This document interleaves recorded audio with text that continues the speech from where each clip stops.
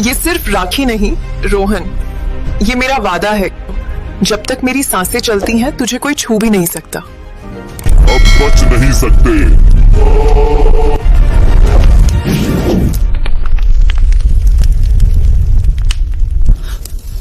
हे प्रभु यीशु मसीह, बचा लो। ये वीडियो एक सच्ची गवाही से प्रेरित होकर बनाई गई काल्पनिक प्रस्तुति है। हमारा मकसद किसी भी धर्म या आस्था को ठेस पहुंचाना नहीं, बल्कि आध्यात्मिक प्रेरणा देना है। इसे कृपया सम्मान और समझ के साथ देखें। कहते हैं कि कुछ त्योहार सिर्फ खुशियां नहीं लाते, कभी कभी वे अपने साथ ऐसी चीजें भी लेकर आते हैं जिनके बारे में हम सोच भी नहीं सकते। आज मैं आपको एक ऐसी ही कहानी सुनाने जा रहा हूँ, एक कहानी जो रक्षाबंधन के त्योहार से जुड़ी है, लेकिन इसमें रक्षा की बजाय मौत की गंध आती है। ये कहानी है सुंदरपुर गांव की, जहां हर साल अगस्त की पूर्णिमा को कुछ अजीब होता था। लोग कहते थे कि इस गांव में रक्षाबंधन का त्योहार दूसरी जगह से अलग है। यहाँ की हवा में कुछ भारीपन होता था, आसमान में बादल कुछ ज्यादा काले दिखते थे और रात की आवाजें कुछ ज्यादा डरावनी लगती थी। इसी गांव में रहती थी पूजा, 21 साल की एक सुंदर लड़की, जिसके लंबे काले बाल हमेशा छोटी में बंधे रहते थे। उसकी आंखों में एक अजीब सा प्यार था अपने छोटे भाई रोहन के लिए। रोहन सिर्फ 17 साल का था, लेकिन उसकी मासूमियत देखने वाली थी। गोरा चिट्टा हंसमुख चेहरा। पूजा और रोहन के माता पिता 10 साल पहले एक सड़क हादसे में मर गए थे। तब से पूजा ने ही रोहन को पाला पोसा था। दोनों एक पुराने हवेली नुमा घर में रहते थे, जो उन्हें अपनी दादी माँ से मिला था। यह घर कम से कम 200 साल पुराना था। इसकी दीवारें मोटी थीं, छत ऊंची थी और कमरे बड़े बड़े थे। लेकिन रात के समय यहाँ एक अजीब सी खामोशी छा जाती थी, ऐसी खामोशी जो कानों में गूंजती रहती थी। इस साल रक्षाबंधन से ठीक 3 दिन पहले की बात है। पूजा बाजार से राखी लेने गई थी।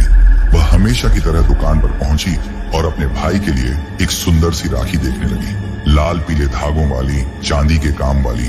लेकिन तभी दुकानदार रमेश काका ने उसे आवाज लगाई, अरे पूजा बेटी, तू यहाँ क्या कर रही है? तेरे लिए तो राखी घर में ही मिल जाएगी।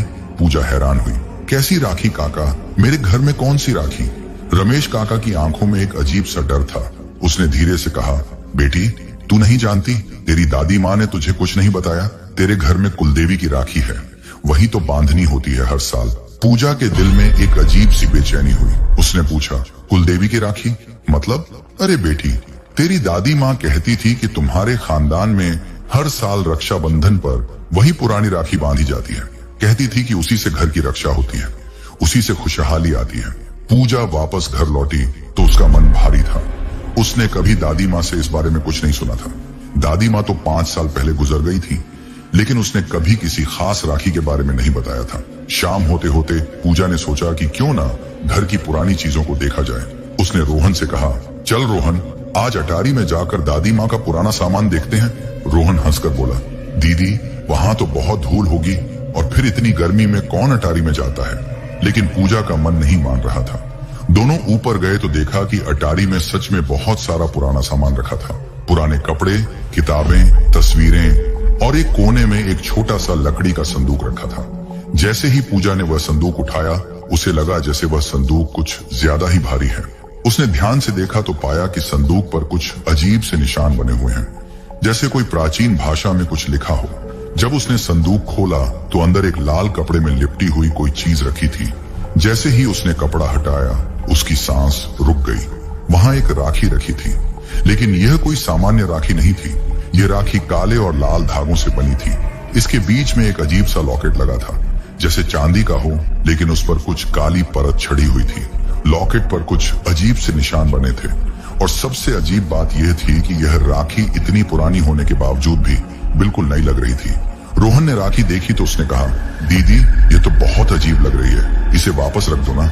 लेकिन पूजा के हाथ में राखी आते ही उसे एक अजीब सा एहसास हुआ, जैसे कोई उसके कान में धीरे धीरे कुछ कह रहा हो, इसे बांधना होगा, यही तुम्हारी जिम्मेदारी है, यही तुम्हारा धर्म है। उस रात पूजा को नींद नहीं आई। वह बार बार उस राखी के बारे में सोच रही थी। सुबह होते ही उसने गांव की सबसे बुजुर्ग महिला चंद्रकांता दादी से मिलने का फैसला किया।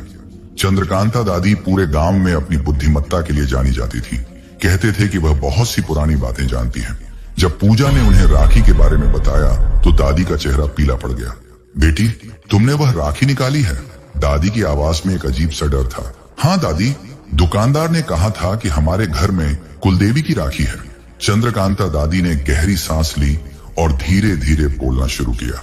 बेटी, तुम्हारे खानदान की एक पुरानी कहानी है। तुम्हारे परदादा जी के समय की बात है। उन्होंने एक तांत्रिक से अपने घर की समृद्धि के लिए एक खास पूजा करवाई थी। उस तांत्रिक ने कहा था कि हर साल रक्षाबंधन पर एक खास राखी बांधनी होगी और इससे घर में हमेशा खुशहाली रहेगी। लेकिन दादी, इसमें गलत क्या है? बेटी, उस तांत्रिक ने जो नहीं बताया था वह यह कि इस राखी के साथ एक शर्त जुड़ी थी। हर तीसरे साल यह राखी जिसे बांधी जाती है उस पर कुछ अजीब असर होता है। पूजा के दिल की धड़कन तेज हो गई। कैसा असर दादी? बेटी, पिछली बार यह राखी तुम्हारे चाचा को बांधी गई थी। रक्षाबंधन के ठीक 10 दिन बाद वह गायब हो गया था, कभी वापस नहीं आया। पूजा की सांस फूलने लगी। अगर यह सच है तो इस बार रोहन को खतरा है। दादी, अब क्या करूं?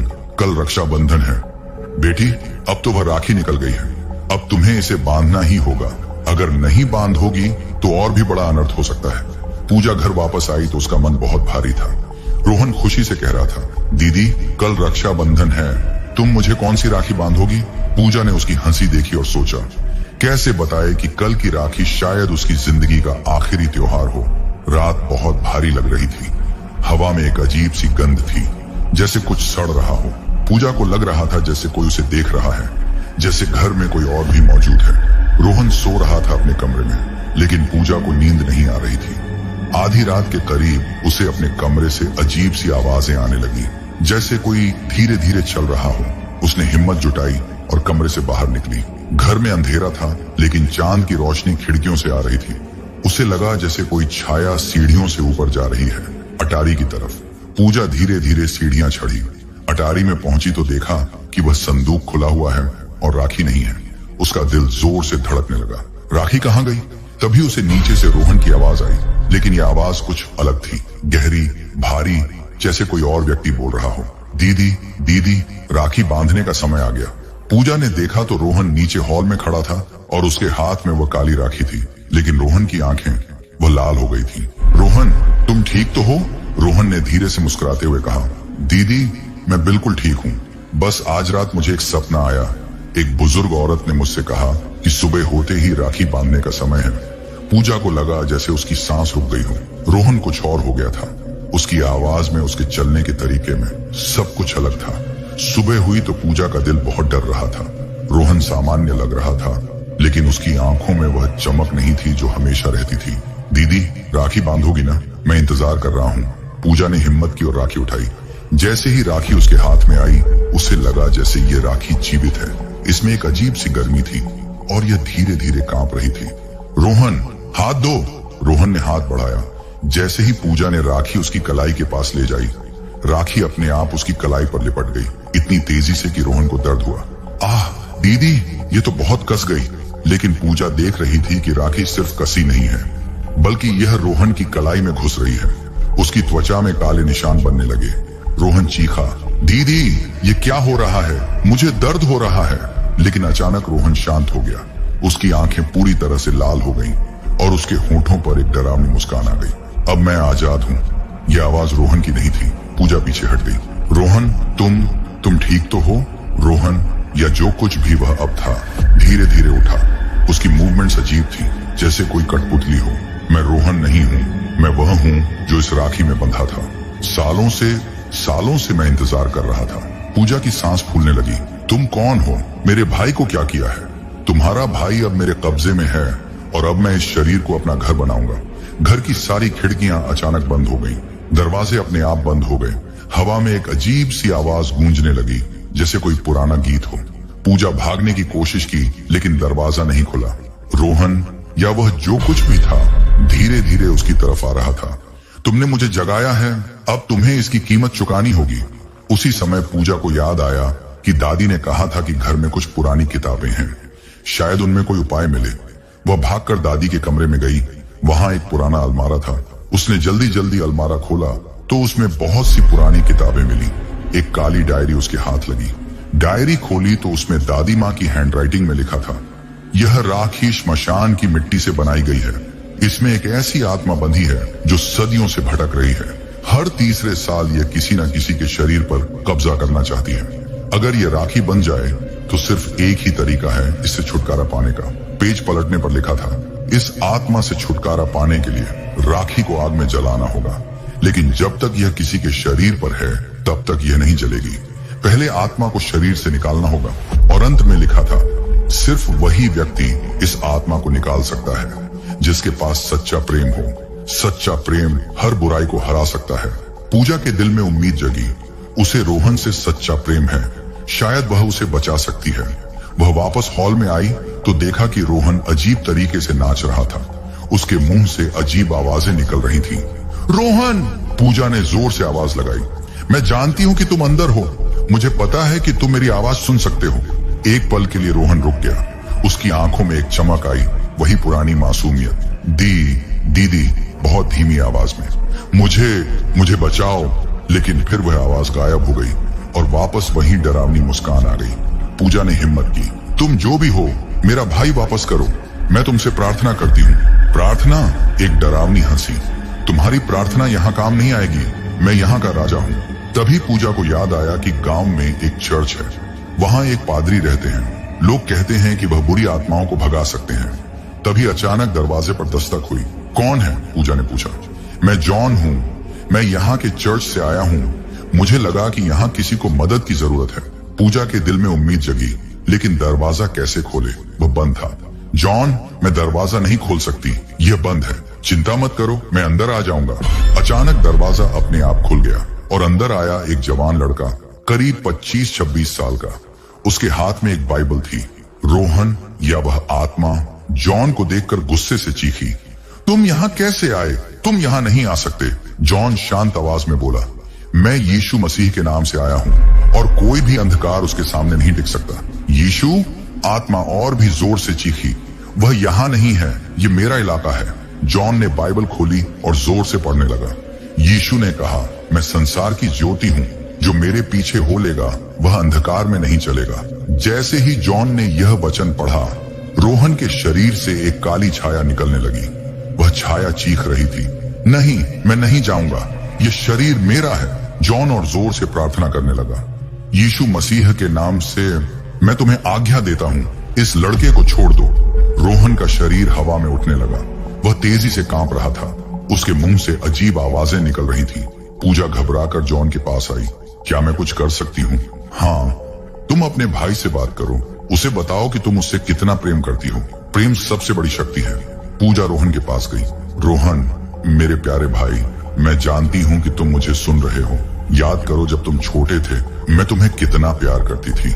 याद करो जब माँ पापा नहीं रहे, मैंने तुम्हारी कैसे देखभाल की। तुम मेरी जिंदगी हो रोहन, तुम्हारे बिना मैं कुछ भी नहीं हूँ। रोहन की आंखों में आंसू आ गए। उसकी अपनी आवाज में वह बोला, दीदी, मैं डर रहा हूँ। डरो मत रोहन, मैं यहाँ हूँ, मैं तुम्हें कुछ नहीं होने दूंगी। जॉन और जोर से प्रार्थना कर रहा था। अचानक रोहन की कलाई से वह काली राखी अपने आप निकलकर हवा में उड़ने लगी। आत्मा चीख रही थी, नहीं, मेरा घर, मेरा शरीर। जॉन ने तुरंत एक माचिस निकाली और राखी को आग लगा दी। राखी जलने लगी तो एक तेज चीख सुनाई दी और फिर सब शांत हो गया।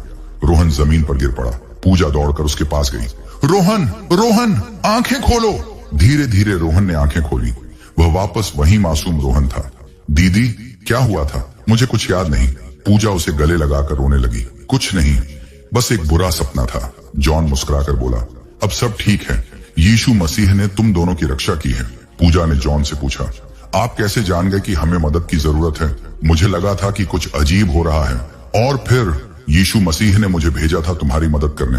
उस दिन के बाद पूजा और रोहन ने फैसला किया कि वे अब केवल यीशु मसीह पर भरोसा करेंगे। उन्होंने जॉन से प्रार्थना करना सीखा और हर दिन प्रभु का धन्यवाद करते कि उसने उन्हें बचाया। अगले साल रक्षाबंधन आया तो पूजा ने रोहन को राखी बांधने के बजाय उसके सिर पर हाथ रखकर प्रार्थना किया और उसे लंबी उम्र की प्रभु यीशु मसीह के नाम पर आशीर्वाद दिया और कहा, प्रभु यीशु, आप हमारी सच्ची रक्षा हैं। आपके अलावा हमें किसी और की जरूरत नहीं। उस दिन के बाद उस घर में कभी कोई अजीब बात नहीं हुई, न कोई डरावनी आवाज, न कोई अजीब गंध। सब कुछ शांत और खुशी से भरा था। आज भी जब कोई उस घर के सामने से गुजरता है तो वहां से प्रार्थना की आवाज आती है और लोग कहते हैं कि उस घर में असली शांति है, क्योंकि वहां यीशु मसीह का वास है। तो दोस्तों, यह थी पूजा और रोहन की कहानी। एक कहानी जो हमें यह सिखाती है कि कभी कभी हमारी पुरानी परंपराएं हमारे लिए खतरा बन सकती हैं, लेकिन जब हमारे पास सच्चा प्रेम होता है और सबसे बढ़कर जब हमारे पास यीशु मसीह का साथ होता है, तो कोई भी अंधकार हमें छू नहीं सकता। याद रखिए, राखी की डोर भले ही टूट जाए, लेकिन प्रभु का प्रेम कभी नहीं टूटता।